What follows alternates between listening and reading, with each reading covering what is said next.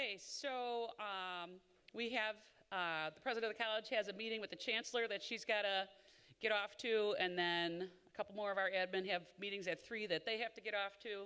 So we are going to start right away, but we're going to shift the agenda around a little bit and right to Adium for her updates, and then we'll start the regular meeting.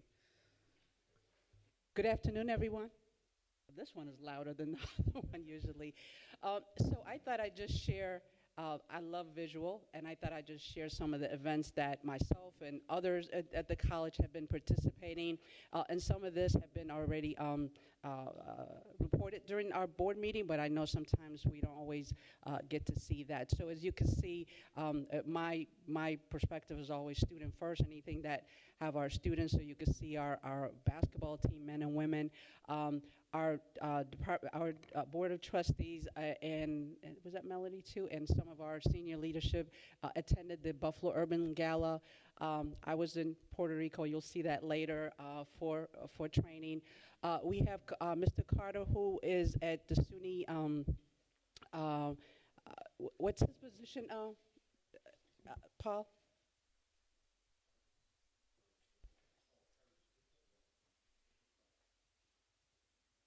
Can you speak to why he came, please? Carter Strickland is the liaison for SUNY for sustainability, so he was out here a couple weeks ago. We toured the STEM building with him. We went over various efforts we're making along those lines. He talked to Adrian about some of the academic programs and where they're headed with that same regard. That was it was about a 2-hour visit. We, like I said, we toured STEM, we toured NANA, kind of went over a few other things, some of our capital projects that are in process. So it was a very good short visit. Thank you, Paul. And then you can see the CPR training with our football team, and then again the South and North Campus and City open house that was great in attendance. Next slide, please, Conley. The tour of Monroe Community College Public Safety, our county exec went to visit that. That is similar to a police academy, so there's a lot of collaboration work, initial collaboration work that we're doing to see how we could really mimic the police academy as the way Monroe Community College is doing there. Our foundation, I know some of you were there participating, our gala and the foundation. We had an excellent turnout. As you could see, those are students from our West Her program in those pictures. And then the Associate of Colleges and University, that was the new president academy that have been participating. That was the event that we participated in, myself and other SUNY presidents, as well as the SUNY trustee, as well as our chancellor from SUNY was at that event as well. The South Campus listening session, that was an excellent participation from all of our faculty and students. As you also may have heard, and you saw that in my email, that we did get approval from State Ed to relocate our South Campus. So that we need to give a clap for. Thank you for all of you.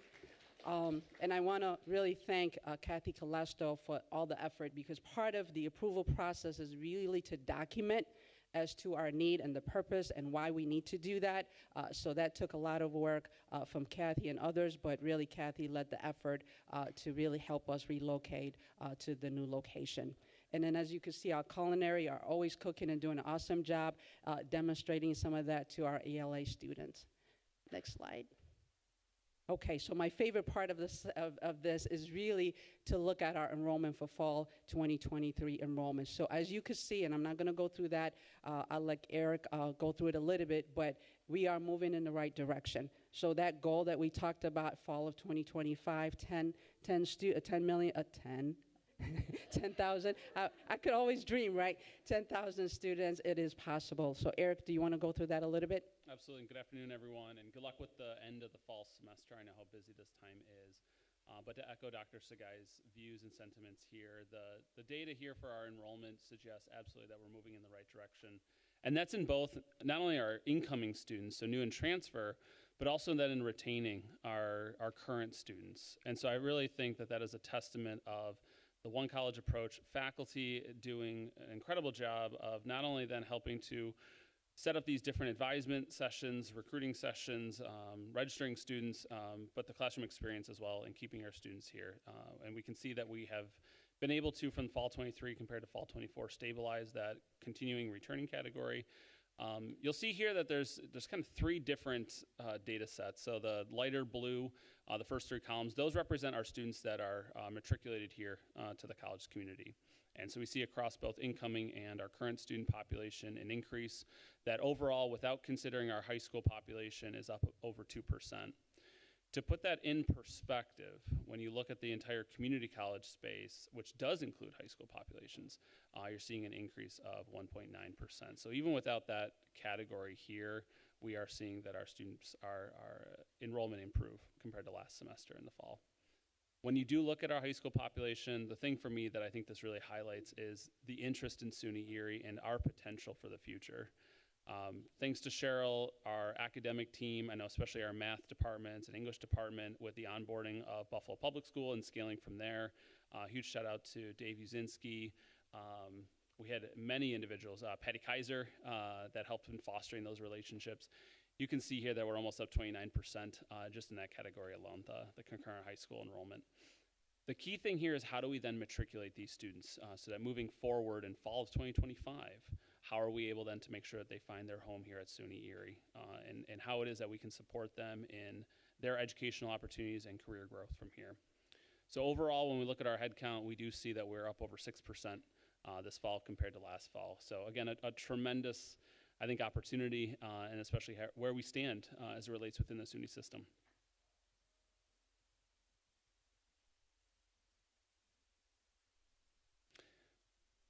And so looking here, this is every week updates in terms of where we stand in terms of our preliminary spring enrollment.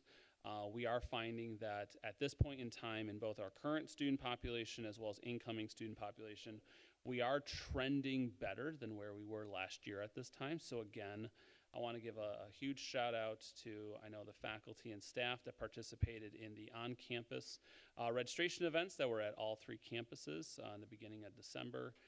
So I was at North, South, and City.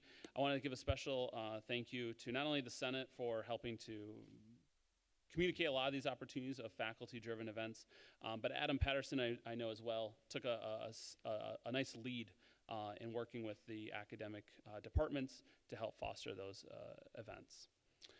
We also had our open house during the fall semester, so these are really nice indications as well for the interest in coming to SUNY Erie.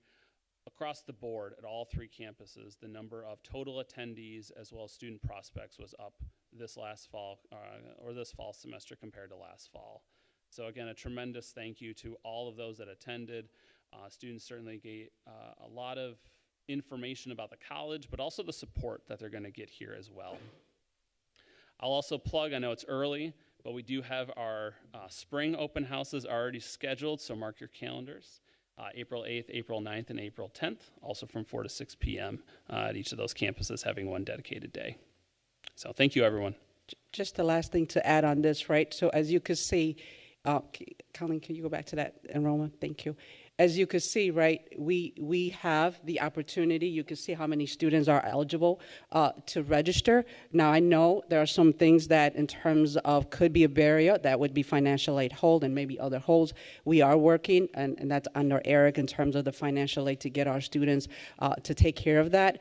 Anyone that's under $500, we have lifted the hold so that the students could register. The goal is for us to register our students before they leave for vacation. It is a lot harder to get students to register once they leave the college, so we have to get to the point where we register more than half of our percentage of our students, so we're like roughly around 43. I'm talking only about the continued students now, around 43% or so. We want to get to at least 50 to 60% of our students registered before they leave our campuses. So please, and I want to thank everyone that's putting all that effort, but we have to do that. Sometimes our students want to wait until grades are in before they register. register. We could assure them that if we have to modify because of what happened, we will do that, but we really want to make sure that they are registered. As you also know, if our students don't register, that will also impact the course offering, right? That we don't want to get to a point to prematurely cancel classes because we don't have enough students. So it is so key that we make sure that our students are registered before they leave. And I want to say that is everyone's effort, including my effort, right? Every time I see a student in the hallway, that's my first thing. One, I ask them if they fill out the student survey, which is about 24% of our students just completed the survey. So that's another area that we need to encourage that our students fill out the survey. But the second thing I ask them is that did they register for the spring semester? Right? And so that is everyone's responsibility. So as long as we continue to do that, we are going to be fine as a college. As you know, 38 universities, colleges in the area, everyone is struggling for the student. Everyone is trying to get new program, other ways to continue to get students to come to their campuses, rightfully so, right? So we need to make sure that all the time our goal has to be to ensure that we register our students that are here. And certainly we are making huge progress with our new students too, but we have to make sure we keep our students that are here. So again, I want to thank all the efforts that everyone is putting, but we got to continue to make sure that they register before they go off on break. So thank you so much. I want to mention one thing too, and I forgot, I apologize. The mailroom and the duplicating center did a tremendous job in being able to help postcards get sent out to both prospective students as well as our current students. They were able to time it where it went over the holiday break around Thanksgiving, and then another round went out just for our current students here as well to help push towards the spring enrollment. So I want to give them a shout out. I know there's a lot of the back end work that can sometimes go unnoticed. Thank you. Last slide. So the last slide, I know James and Paul will talk about the renovation of the atrium. As you know, it was two semesters ago that we had the issue with the atrium. So this is the project to continue this. This is something that we really have to do now. So James and Paul will talk to it, but we both had an information session about that at the city campus with our students first at 12:30 to 1:30 on December 12th. And faculty and staff 2:30 to 3:30 to talk about what that will look like. We'll do our best to give you a visual as well to see exactly what that means. But the idea here is that the word close does not exist. We're not closing. We are just modifying where we're going to offer our services. And so our students and the faculty and staff will be completely served in the spring semester and beyond. So on that note, thank you so much. I'll talk to you guys later. All right, great. Have a good meeting. Thank you.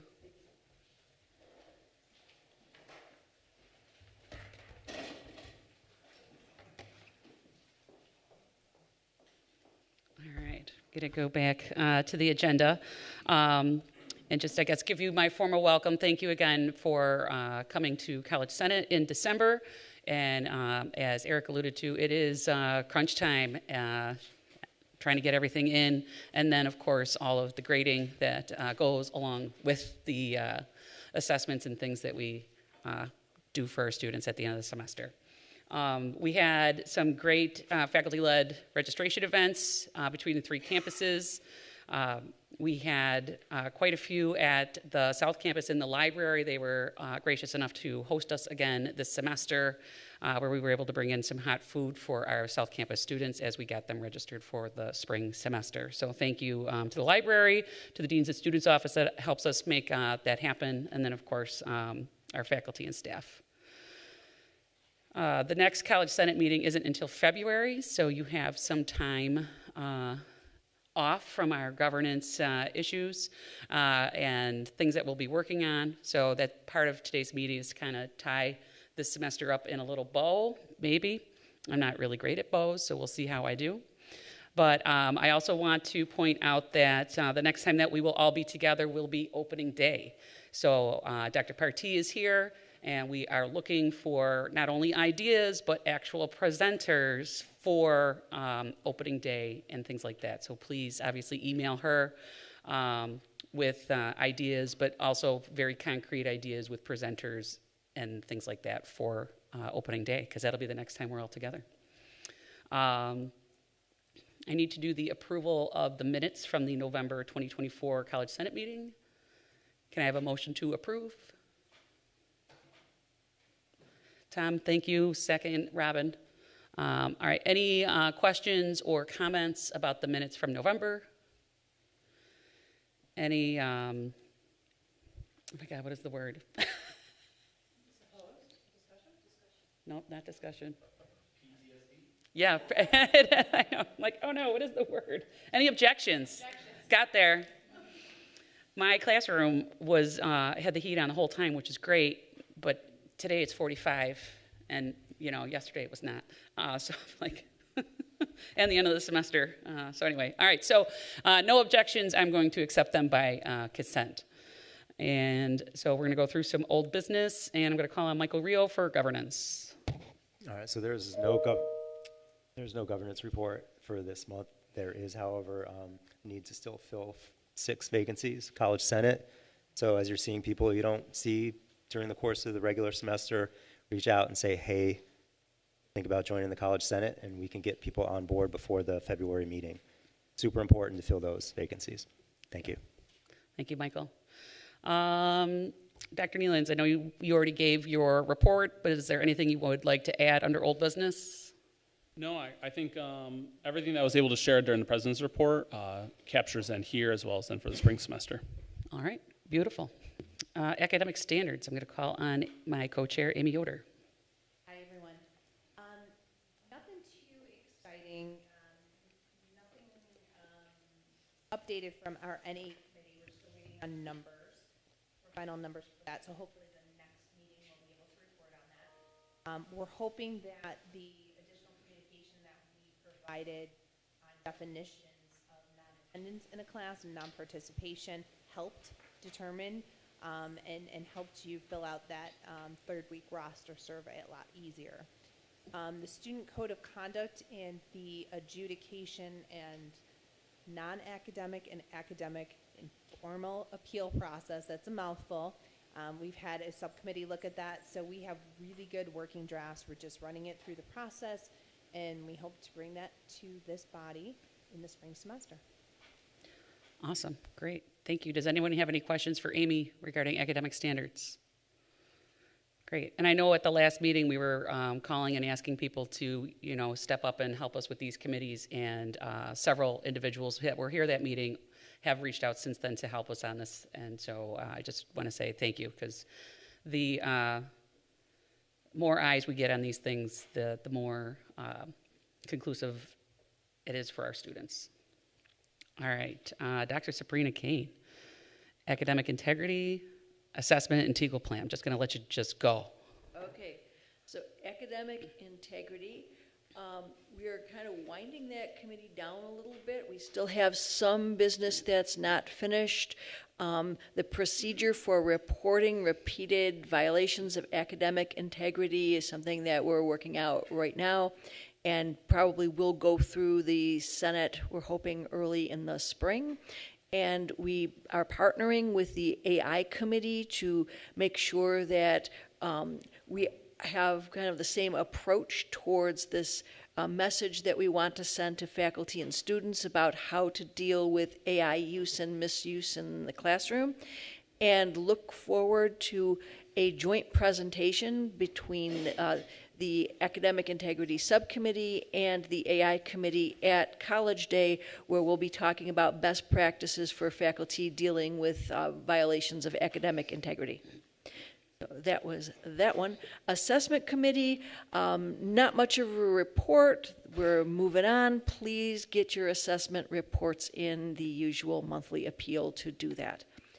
The TEGAL report, we actually have quite a bit to report on for that, because we had a really wonderful day on November 21st where we had a meeting of people. We brought in a guest speaker from Onondaga Community College who had implemented a similar program. And so we had kind of an overview and then a workshop where the people involved came up with the 4 we decided to call them essential questions that are going to theme the whole program through the English 100, through the general education classes. And so not only did we achieve a lot, I think we also had a lot of fun. And we're having meetings right now where we're talking about the list of essential texts. It is not too late to get on board this initiative. In fact, we are having a session at the convocation in the afternoon. So if anyone is interested in attending that, please feel free to stop in. We'll again have the same sort of format, but much more compressed, and unfortunately no guest speaker, but we'll have an overview followed by some workshopping that we're doing on the essential text lists. Great. Thank you, Sabrina. I was not able to attend the workshop, but I did be able to jump on the most recent meeting, and it's been really eye-opening, and the conversations about essential texts have been really spanning anywhere from social science to even math texts and things like that. So, and just how we can incorporate things into these essential questions. So it's been, I was only at one meeting, and I was more of trying to get my feet wet and listen in, but it's a really great opportunity. So you might want to think about attending and just listening in and learning how all of our different disciplines really do go together, that more than they are separate. Does anyone have any questions for Sabrina on her 3 topics? All right, Sabrina, you're off the hook. Okay, we have a mental health resolution. Let me get that maybe pulled up. So this came out of the Faculty Caucus of the Senate in, come on. Oh, it wants me to refresh it. That's what that candy corn is, right? Is that a candy corn? There it is. Yeah, it came out of Faculty Caucus of the Senate. We brought it here. We have more discussion on the floor here, and then we created a subcommittee to look at a task force. Thank you, Colleen. Task force to look at mental health at the college, what the college is currently doing to support our students, and so it turns out we've been doing a lot, we just didn't know about it. So what that task group ended up doing is working to take all of the things that are provided at the college and kind of put it on blast, and so that we can advertise it a little bit more. So I'm going to turn this over to Amy Yoder. So the task force was myself, Colleen Ongst, Amy Spahn, Dan Frontera, and Amy Yoder. So we had like 3 meetings there-ish the last 2 months, and I think we got something that is a good product. So I'll turn it to you, Amy. You ever have one of those days where everything clicks, right? Hey, today was a really, really good day. I am happy to report that I just came from City Campus.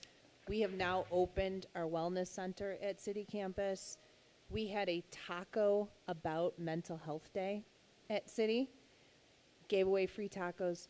We had over 100 students attend this event. And here's the thing, yes, food brings students in, there's no doubt about that, but most of the students stayed. They hung out. They heard us. They listened. We talked about Oasis, our emotional support app.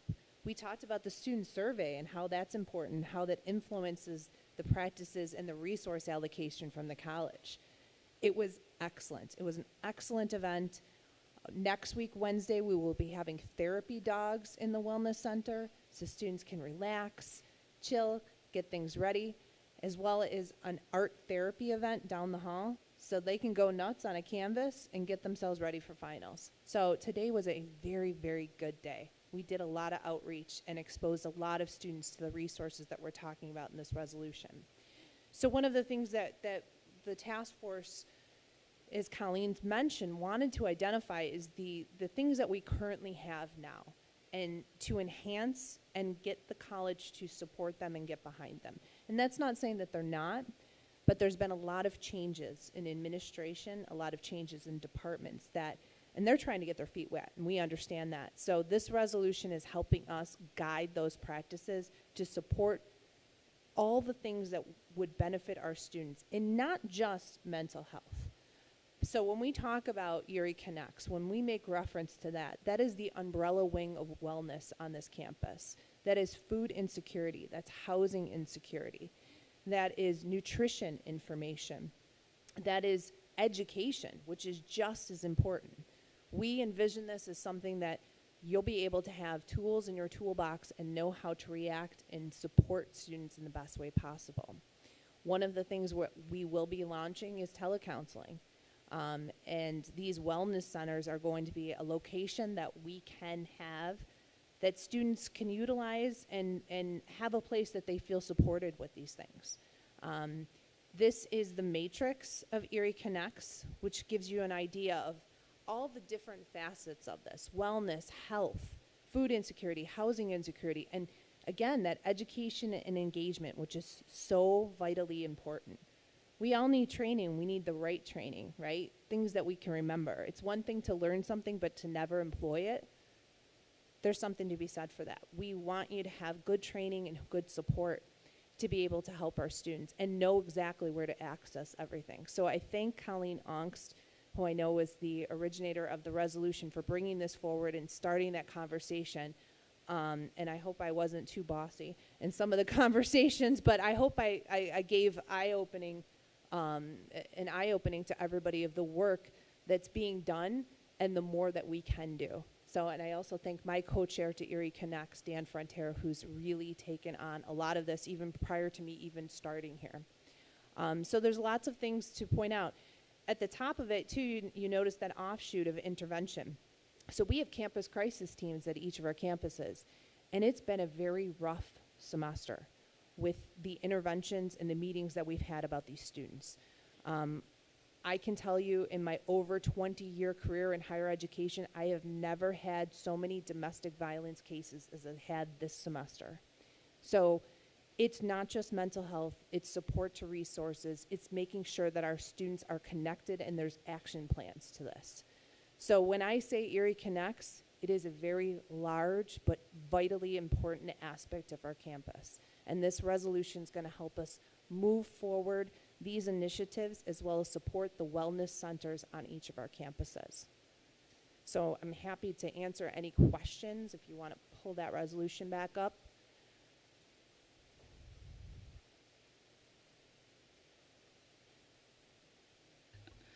So I'll kind of run through it a little bit. Some of the whereas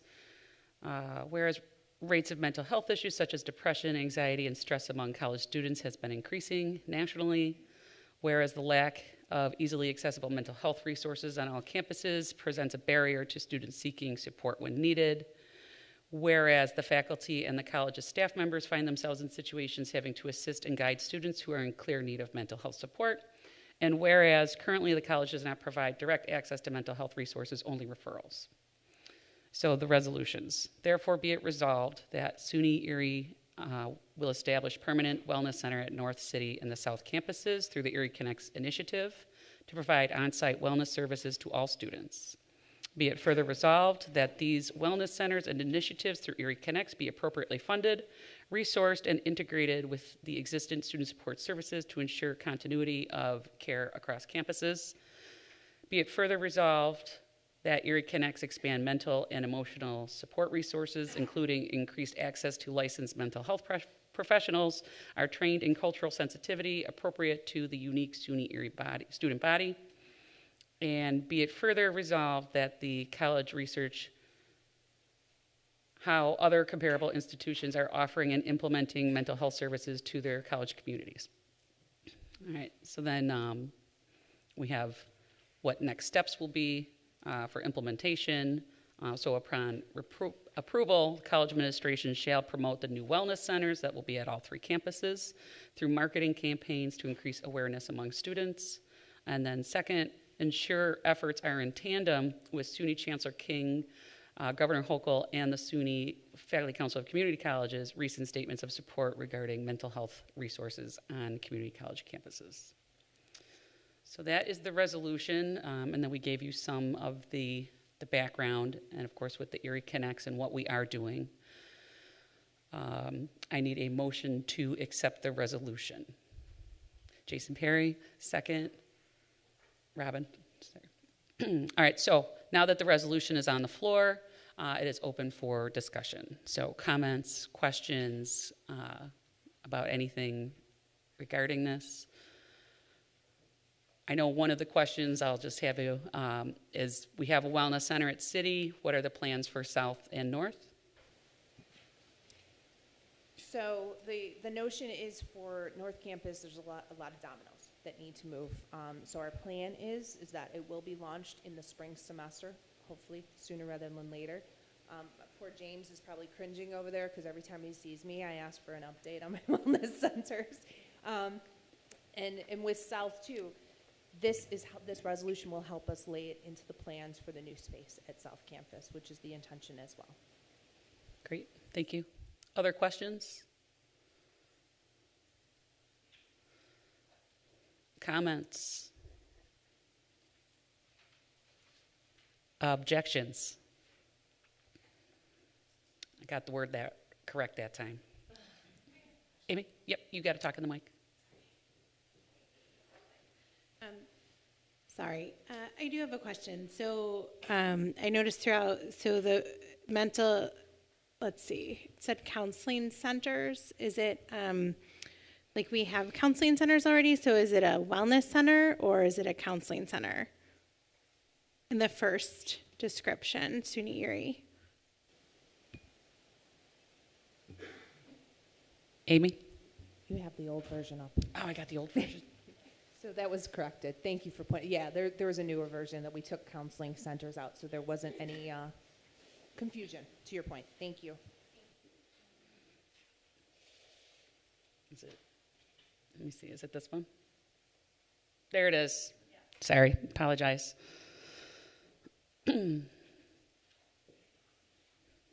come on. There. Yeah, that was the only thing that was changed between the first version that I had up and the second version. So just to point out, the actual title is a resolution to establish physical wellness centers on all SUNY Erie campuses. Thank you. Sure, you gotta talk into the mic. Just swing around. There you go.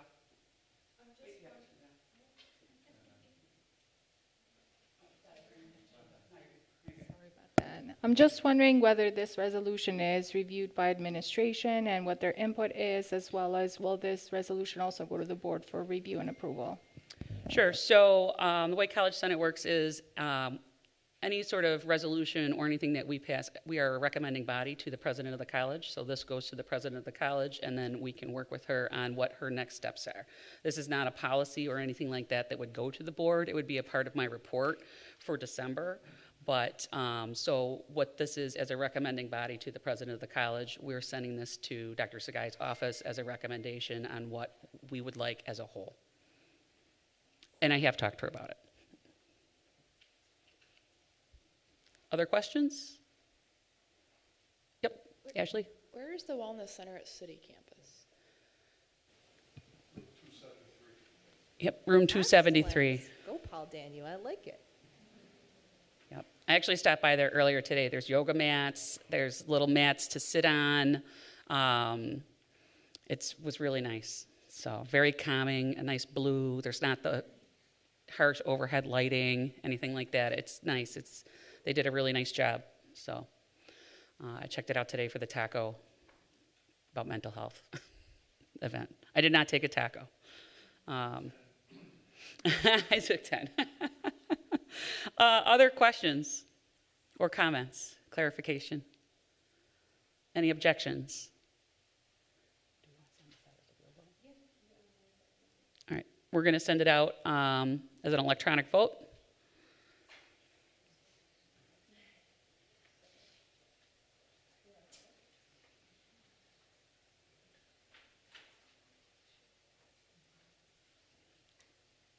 So if you're a voting senator, it should go to your phone, and then you should be able to vote.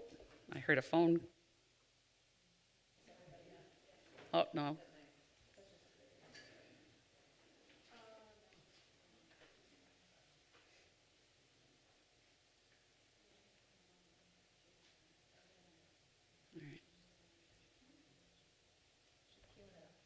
Yep, she's queuing it up. It's just going to take a second.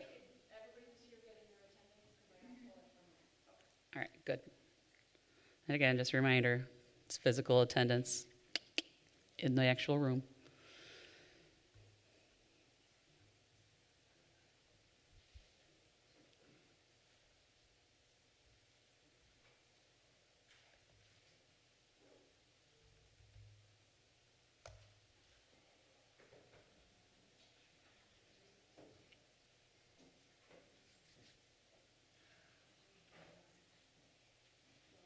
Oh, it's loading.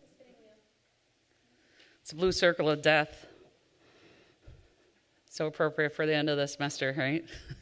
Like, I don't know if I want to work today. You know, it's like I've been working hard all semester.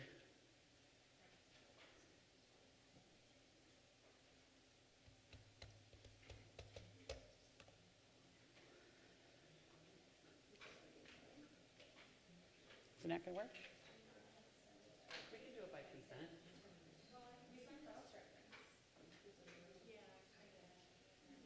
Yeah, yeah, that works.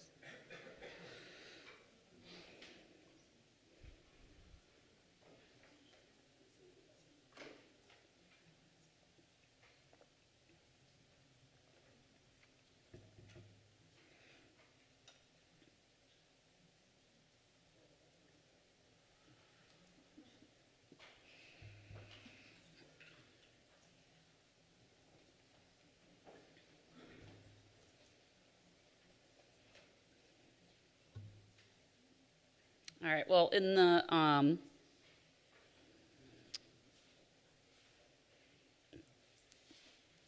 interest of time, while we're figuring it out, we're going to just come back to that for a second. We're going to flip to new business real quick, and I'm going to call on James Blackwell and possibly Paul Danu, maybe you guys tag team, with the city campus atrium and then South Campus updates.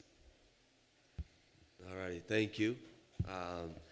It's an exciting time in the college. There's a lot of projects going on, and in the interest of keeping everyone informed of what the happenings are, you know, we want to communicate openly with you all. So, as it pertains to the Atrium Skylight project, as many of you are aware, this project has been going on for quite some time, and it was delayed and actually put on a full stop for a period of time until the college, in partnership with the county and their contractors, could come up with a plan to address the lead dust that was falling as a result of the work that they were doing. So, as was noted in the president's address, there's going to be, I call it like a little town hall-like discussion, where I'll be going in depth with the plan, the timeline for everything, opening up for questions and concerns, and moving forward with that. As of right now, I'll just kind of just give a little bit of a background on it. What we are going to do is we're going to poly off the entire atrium. So over winter break, when students aren't here, faculty won't be here, we will be polying off that interior of the atrium, thereby sealing any potential debris from falling and getting into the common areas. Now, the question that I certainly had as a food junkie is what happens with food. Food will still be provided. There will still be services. We're working through what that will look like. There's been an investment made by SGA in the furniture in the atrium, which looks great. That will be removed from the atrium. Everything will come out of the atrium to protect and preserve the equipment that is there. And it'll be repurposed throughout the facility using the Flickinger as well. And so that will be our reality for a period of time where the atrium will be closed. Now, the atrium will be closed, but to Dr. Sagai's point, the building is not going to be closed. As we're going to, there will be ongoing testing to ensure that where traffic will be, the lead levels will be safe. for everybody. So if you want some more information, come on down to the town hall discussion. I got some fun facts and all of that. So I'll stop there if that's okay, if people have any questions regarding. Anyone have any questions for James regarding the city campus atrium? Derek? Where will that meeting be 2 days from now? So that is going to be, again, December 12th, 12:30 to 1:30 is going to be the student discussion. And then at 2:30 to 3:30 will be the faculty and staff. It's up there right now. That's going to be in the auditorium. Yep.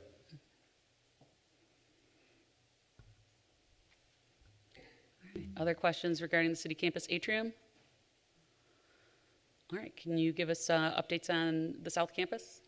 Yep, so not much to add. You know, Dr. Sky already highlighted the big news, which was the approval that we received last week. The project and demolition and elements of the project really kicked off. And so we're very much in the beginning stages of moving forward and with the project. On a larger facility-wide lens, we will be having some regular communication out with updates on the facilities. There's a lot of projects going on, like I said, a lot of exciting things. There are concerns that faculty bring into Paul's team. And, you know, if we notice a trend in the concerns that are coming in, you know, that might warrant a communication out to everybody. So, again, try to minimize the amount of surprises that are out there and keep people in the loop as to what's going on. Great. Anybody have any questions for James regarding the South Campus? All right, looks like you're off the hook. Thank you for those. All right, the vote did work, and it is out. So if you haven't had a chance to vote on the mental health resolution, please do so. And again, as a reminder, just those physically actually in the room who are voting college senators. Perfect.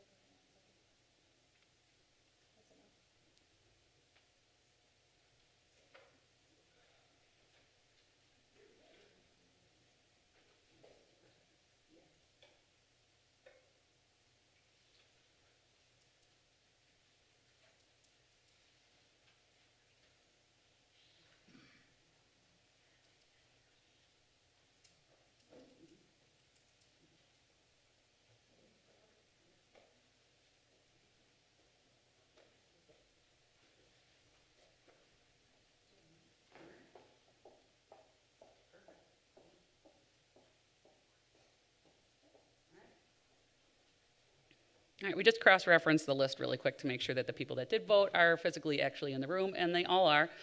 So I'm happy to report that that was a positive vote. So we will be sending the mental health resolution for wellness centers to the president's office with our recommendations. Are there any other new business updates or new business for the College Senate?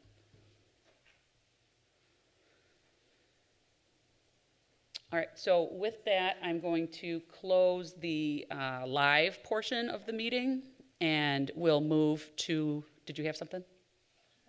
Oh, okay, we can wait till go to the order? All right, so, yeah, so we'll end the live portion of the College Senate meeting for December and move to the off-camera good of the order town hall portion. So again, I just want to thank everybody for coming. I'm glad that the weather wasn't poor for us to drive here, so that works out well. Because I am a weather enthusiast and I also have Dave Uzinski on speed dial. The weather is not going to be great Wednesday into Friday, so the commute on Thursday might be rough. So take your time, be safe, be warm, be careful, and have a great end of the semester, a well-deserved break in between semesters, and enjoy your friends and family. So thank you, everybody.